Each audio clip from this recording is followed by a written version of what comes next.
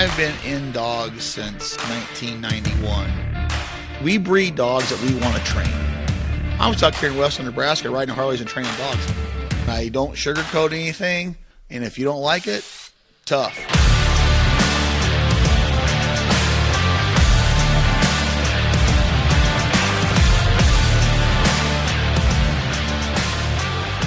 Episode of the Flatlander Kennels podcast with Chris Jobman. My name is Elliot, and today we're going back to the Flowchart. We're excited about that.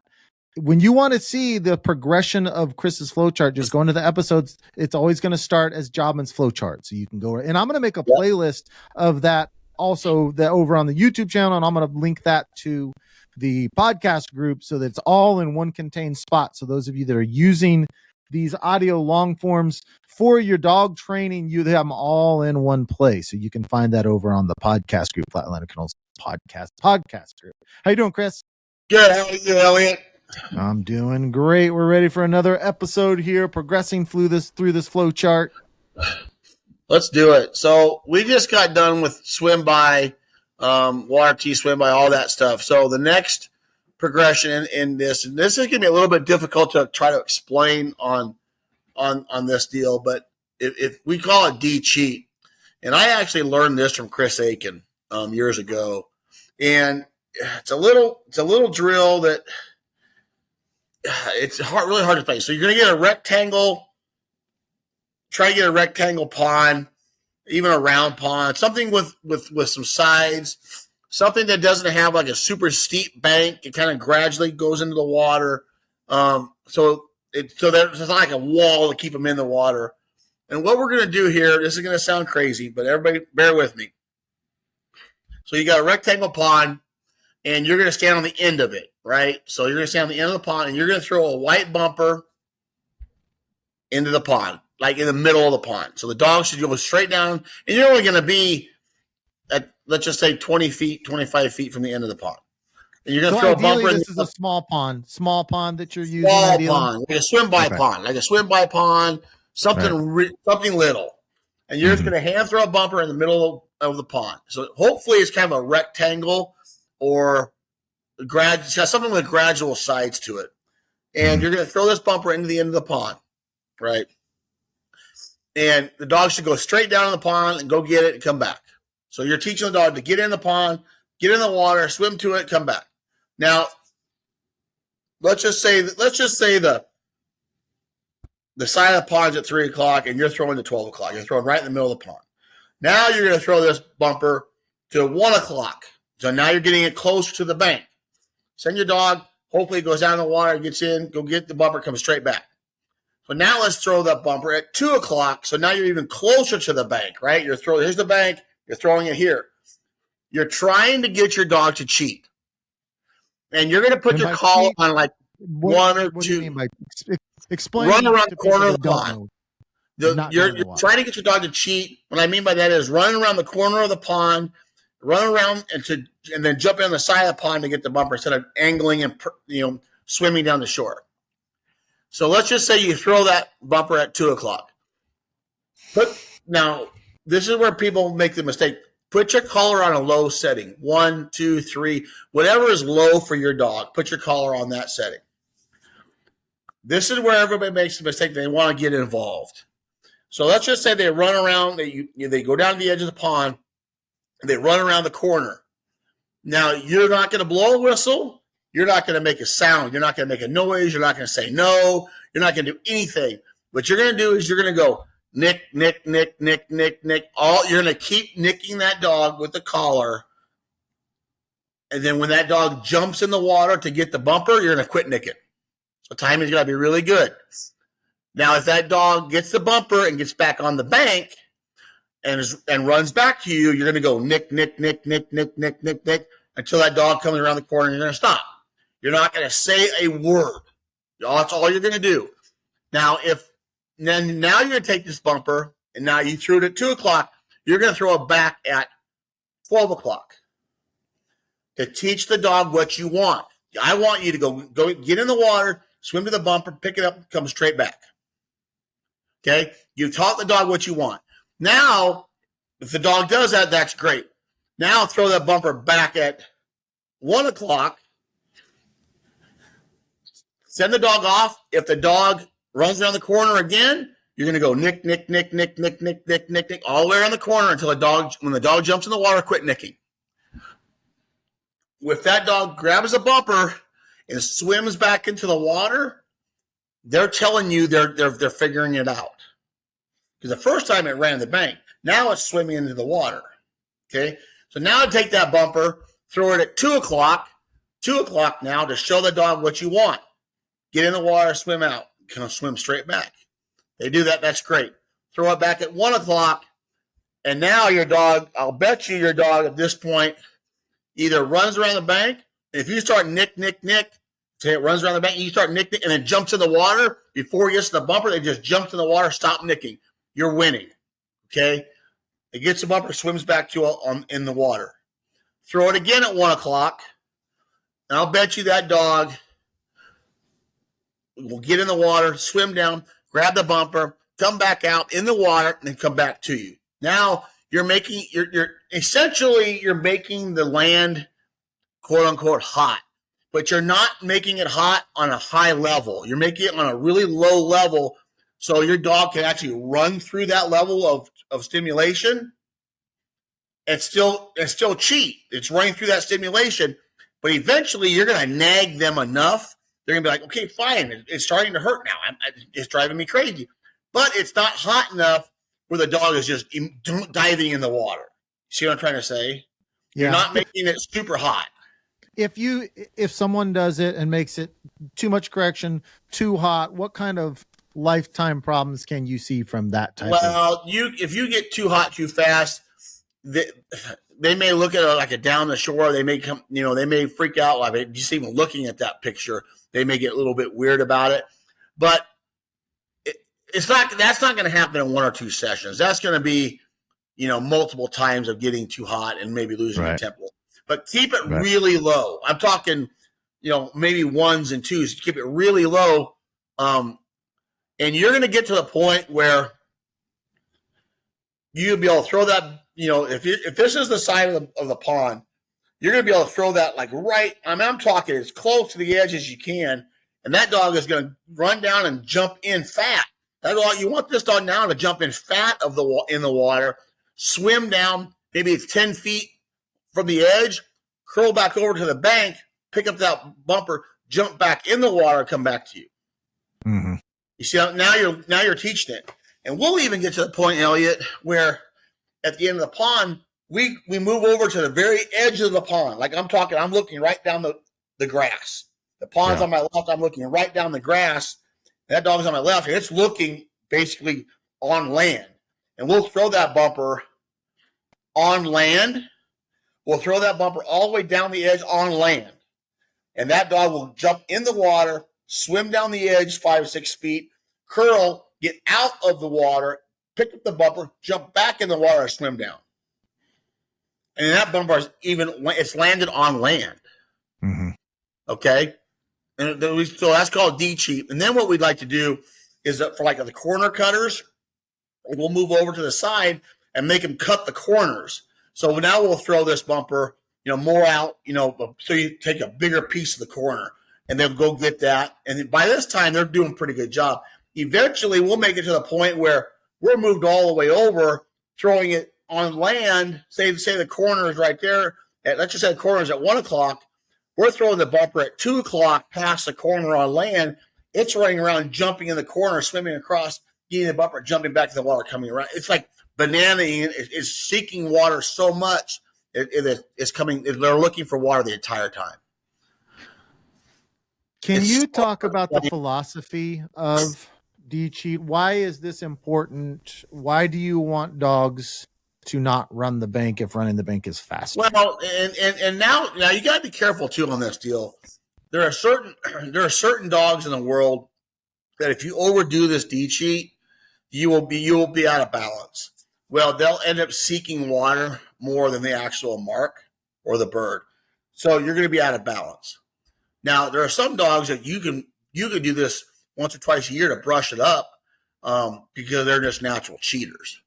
So this is really important because when you start running down the shore water blinds or two down the shore marks or corner cutters. This is another tool to teach them what you want about staying in the water without stopping serious momentum and shutting down their momentum and breaking it all down and handling. Some of these dogs, you can just go nick on their way out. Let's just say they're on their way out. They're going to try to cheat. You just go nick, and they'll just jump in the water. Mm-hmm. And they're like, oh, my bad. So this is just another tool of communication to explain to them what you want when it comes to the water, getting in the water, cutting the corners of the water. Now, we also do a very good de-cheating program, like cheating singles, down the shore water blinds. We teach all of those things as well after this. But this is another tool to teach your dog what is expected of them and what you want. It's just another form of communication that we teach the dogs before we get into the cheating singles and that sort of thing. But if it's faster for the dog to run the bank, why is the direct line through the water what you want? Well, let's put it, in a hunt test world, if they say it's a water blind or it's a water mark, you better get in the water. So they're expecting you to take a straight line. In the hunting world, let's just say the bank is all cattails. Mm-hmm. And you've shot a bird 50 yards out there and it landed in the water, but it's kind of floated up to the cattails. Well, if you send your dog on this thing, it's trying to run through a cattail wall all the way down the bank to get it's never going to get to that bird. Right. And you may lose your dog. So you want your dog to be able to stay in the water, swim down all that suction, swim down past all that suction, and stay out of that. Because you'll never be able to see the dog. Dog has no idea where you're at. It has no idea where the bird's at, but it thinks it's running down the bank. And now it's in this suction area of the world where they don't even know where they're going. Right? And do you feel like it makes a big difference for their memory of where the bird's at to take the direct line as well? It definitely helps. Yeah, because it's just like anything else. The easiest path is a direct line. Yeah. Right? The quickest path is a direct line. The easiest path is a direct line. So it definitely helps. I mean, and this little D-cheat drill is actually really kind of fun. Just if you know what you're doing and you're good at it. I wish I had the time to do this with all my big dogs once or twice a year just to brush them up. And it doesn't take much at all with them. They're like, I got it. But it's really fun to do if you've got a pond like this to throw those out there and teach that dog, did you do this with Georgie? Not in the way that you're telling me now, and not as strategically. We didn't have now we're doing D-cheat. So no, I kind of skipped over it and then paid the price and had to go back even this summer and really hit it hard. Yeah, I'm telling you, this little drill right here it just gives them another form of communication, and it really works good on the dogs. It's very black and white for them. So hey, but you're not making the bank. The whole key to this is don't make the bank so hot the dog can't form the function because it's scared to death. Yeah. You're literally nitpicking them on low stimulation where they still can run through the stimulation and they still can do the task which you're asking them, but they're not overly worried about the pressure. They eventually, they literally get like frustrated, like, damn it, quit nicking me. And they just jump. The next thing you know, you're winning. They're jumping in the water, they're coming back. Yeah. This summer, Georgie's first hunt test that she failed in big part because she was running the bank and she was losing marks. And that was one of the big reasons that she failed. So in between that test and the next, we hit it really, really hard. And one of the big turning points that we had was that nick along the edge. There was a couple times in a row that she tried to cheat, and I did that, and it felt like those two moments were when she finally submitted to it. Yeah, I mean, like, okay, yeah, and like I said, the key, I can't stress this enough. The key is low stimulation. It's not 8s, 9s. It's low. It's nitpicky, and you're almost tricking them because here's the thing. You're not saying anything to them. Mm-hmm. You're not blowing a whistle. You're not saying sit. You're not, get in the water. And you don't want to get upset at all. You want to be really low key, like nothing's wrong. Yeah. Like nothing's wrong. They don't even know you're doing it to them almost. They think like, I don't know why. I'm just going to you almost trick them. Yeah.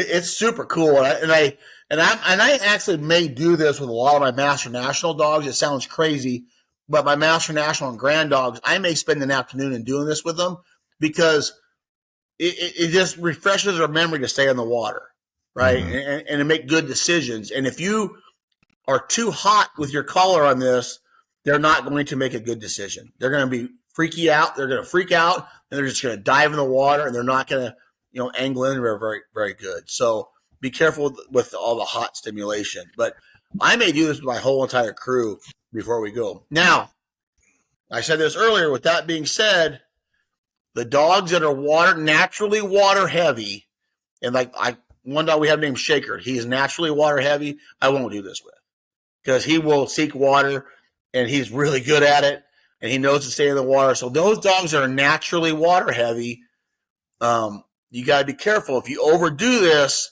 they end up seeking water and not running the mark. Mm-hmm.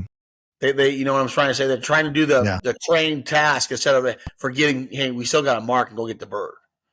So those dogs that are like that, you can make those dogs that are really compliant into a robot really, really fast. So be very careful if you got one of them dogs. One issue that I had with Georgie is that even once she started going into the water, she was still bowing way too far to the bank. Yeah. She and I had a big issue one day where I'm like, I'm done with this. I'm done with you bowing and not going that straight. So I started kind of going collar heavy on her. And for the next 3 or 4 times out, she started no-going me. Because I don't know if she didn't understand it. So talk a little bit about, so if you have an angled bank or like an angle at a bank and you're trying to get them to go straight through to the mark, but yet they're hitting water, but they're not taking that direct line. How do you deal with that? Well, it depends on the dog. If they're in the water, I don't like to use the D cheat because they're actually in the water. I'll wait till they get on the land to do the D cheat. If they're in the water, a lot of times what I'll do is I'll stop the dog and depends on the dog. So Georgie, I would have probably stopped her in the water. I probably gave her a light correction because the second she got in the water, she made up her mind to get closer to the bank, right? So the second she made up that decision to get closer to the bank, I'd have stopped her. I gave her a correction, and I would have handled her back on the line that I wanted her on. Right. Now, I would have repeated that mark, and if she had a tendency to bow towards the bank, I would probably work on that mark to where she's almost bowing away from the bank and coming in on the high side. Just by attrition of stopping casting. And if you have to, give a little bit more correction. But where she has a natural tendency to bow towards the bank, I would have made it at that quote unquote the fight. I would have made her bow away from the bank and try to get her to come in on the high side of that mark. Does that make sense? Yeah. That way she's getting it. Like, hey, listen. Now, would I do that every single time with her? No. But if she's being so disobedient where she is just going and doing what she wants to do, and she's like, "Oh, I'm in the water, but look at me run. I'm in the water, but you're not happy with the line," I made her bow out to it. Okay. And that could be moving up, repeating the mark, move up, repeat, do whatever you got to do. And this was my impression of how I was reading her. Even at that time, she would bow on the way out and then take the water fat on the way in. Is that a signal to you? Like, I know what I'm supposed to do? Yes, correct. I didn't do it when I didn't want to do it, but now I'm going to show you that I'll do it on the way back. So her impatience was winning. So she was impatient, trying to get there as quickly as possible. And you're exactly right. So she came out more in the water. She's telling you, hey, I know what I'm supposed to do. I'm just not going to do it. Yeah. That's a really good way to read that because it's just what her impatience was getting to her. And when she was no-going, is that because I was giving too much pressure on her and she didn't understand? I think mentally she might have been a little bit nervous. So if she no-goes you, I would take a bumper and a fun bumper and I would throw it a little bit fatter, like we just talked about this D cheat, right? I would throw it just a little bit fatter in the water. And, hey, that's the line I want you to take. Now repeat the mark and throw it. See what I'm saying? That you throw that bird or that bumper into the water on the line that you want her to take, or a little bit fatter of the water. You're showing her the line that you want her to take, and that's okay to go there. Just like the D cheat. We're talking about the D cheat. Once they cheat, throw it back in the water. Teach her, hey, I want you more in the water, right? Then then repeat the mark and see if she learned anything. That would have been a great way to do that. For a dog at Georgie's level, which she's got her HRCH, she's halfway to her Master Hunter title. What type of standard do I want? Do I want 100% straight line and no bowing at all in training? I always hold to that exact straight line, or what kind of standard should I be holding? No, you need to read the dog. Why are they bowing? What are they really giving into the factor, or are they trying to be a good dog? Or because there's some dogs that if you throw like a down the shore watermark, right? And they get in the water a little bit heavy when they go all the way down the bank and they come in on the high side and like, no, I want you to go straight in the water and not take as much water. Those dogs that are like that, be careful of, because if you start forcing them to take, these dogs are hard to deal with. Dave Barstow's got a Matty dog that's really, really nice. And earlier this summer, he was trying to hold that standard of keep that dog on these perfect lines. I'm like, easy, Dave, because if you cross the line, she's going to just dive in the water and you're never going to get because what ends up happening is dogs like Shaker and Matty and those dogs, when they think they're in trouble, they're going to seek water. Yeah. And here's the thing. They're just trying to be a good dog, right? And that's one of their ways to get out of it. So the more you try to keep a dog to do a perfect little line, if you see them seeking water more, you better rethink what you're doing because they're not getting in their head. And those dogs are so compliant that they're just getting in the water to get in the water to stay out of trouble. And those dogs are the dogs that you really struggle with because here's the problem. You may get them through that session. The next time you run a master test or a finish test, something like that, they see that same look. They're like, oh, shit. They're like, oh, they start getting really, really nervous. And now they don't make a really good decision. They make a decision where they think, hey, I'm going to be a good dog. And then they default to jumping in the water. And now they're a robot instead of a marking dog. So part of the answer is knowing your dog. You have to know your dog. Right. You have to know the tendencies of your dog. And if you have a dog that's just always is a cheater, always cheats, those are the dogs you want to take. You want them to take more water almost all the time. Yeah. Because deep down they're a water cheater. And those dogs are water cheaters. Why are they cheating? Are they cheating because they're trying to get there quicker, or they're truly cheating because they're lazy? So you have to define that too. What kind of a cheater do you have? You see what I'm trying to say? Yes. If they're trying to get there quicker, to me, that correction isn't as harsh because they're trying hard. The dogs that are really lazy and they're just cheating to be lazy, that correction is a little bit more harsh because it's being lazy. Not giving you effort, right? Sorry about that. But the dogs that are giving you effort err on the side of caution. The dogs that aren't giving you effort, that's when you get a little bit more harsh with them.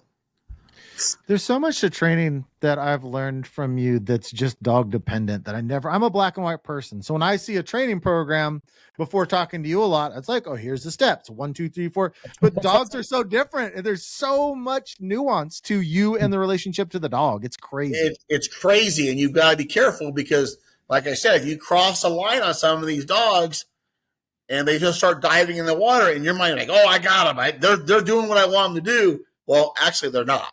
They're just jumping in, and that's almost as bad as cheating.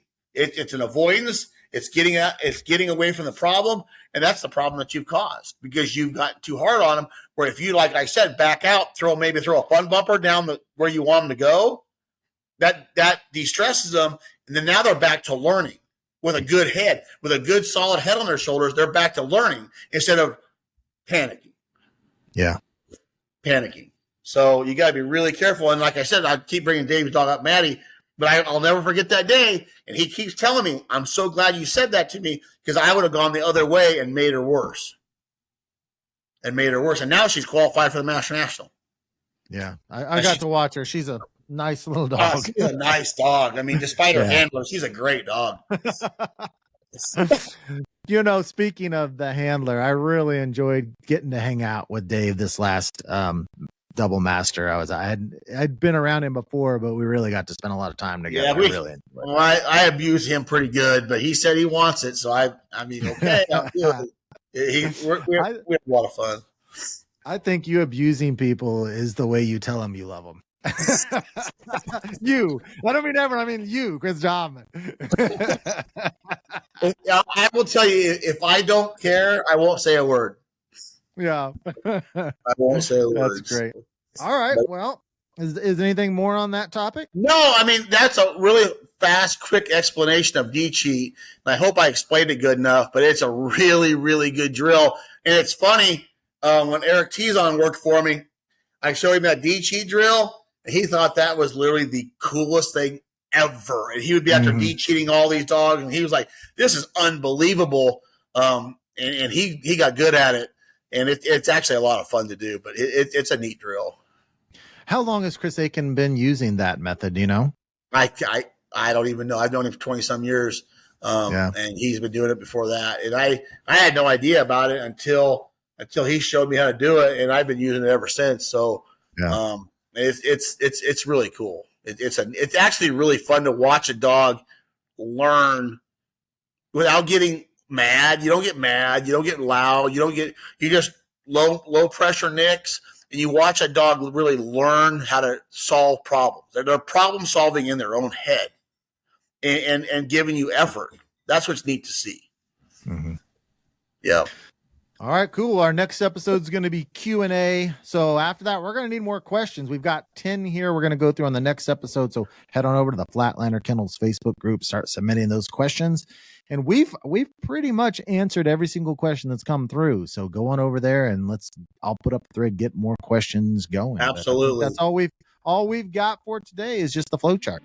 Yep, absolutely. We're just going to do that. We're going to hit that real quick, and then we'll just do some questions, and let's move on. All right. Well, all right, buddy. Absolutely. Hey, thanks for listening, guys. See everybody at the line. Take that in. Gotta strike this chord with the humble hearts, bearing heavy chains and blue collar scars.